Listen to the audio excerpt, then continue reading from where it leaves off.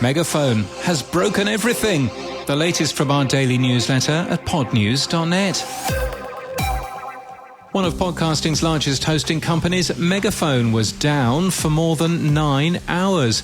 All the Spotify-owned company's audio and RSS feeds disappeared at 8 p.m. Eastern on Monday after a certificate expired. In our tests, the feeds were restored at 5:39 a.m. Eastern this morning. Spotify hasn't returned our requests for comment.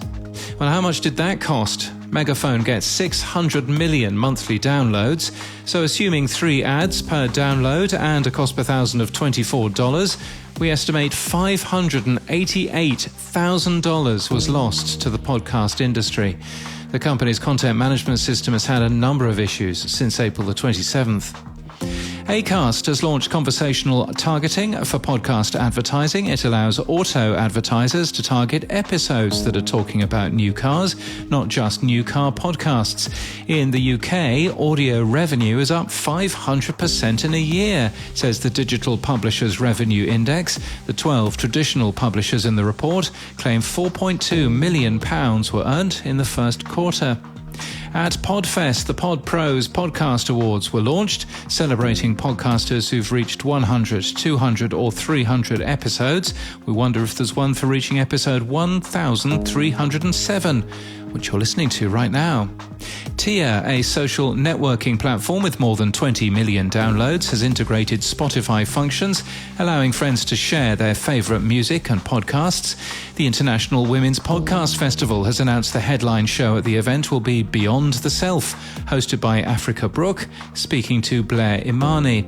Well, you can save money off virtual tickets or in-person tickets with a coupon code you'll find in our show notes and our newsletter at podnews.net.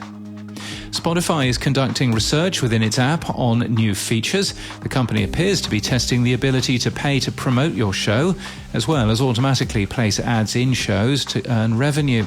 Spotify has also announced a $100,000 grant for African podcasters called, you'll never guess, the Africa Podcast Grant.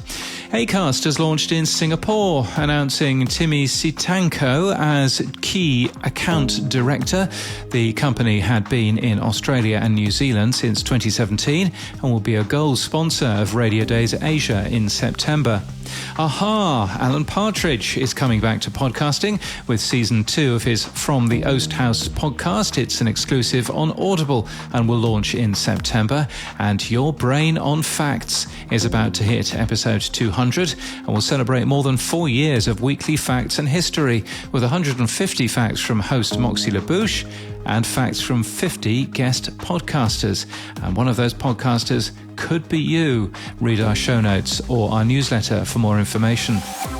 And in podcast news, Journo returns for season 2 today, the Judith Nielsen Institute for Journalism and Ideas podcast that explores how news is made, used, abused, and how it can be made more reliable and trustworthy. The first episode, posted today, focuses on how the media has reported on the war in Ukraine. And yesterday we mentioned a podcast claiming it had the oldest podcast guest of all time at 92. Well, records are made to be broken. Tomorrow, the new season of Remarkable Stories will start with an interview with Lou Landreth, who's 98. She talks with Mike McDowell about her life, her husband's, and her criminal escapades around the globe. And that's the latest from our newsletter. To read all the stories and subscribe, we're at podnews.net.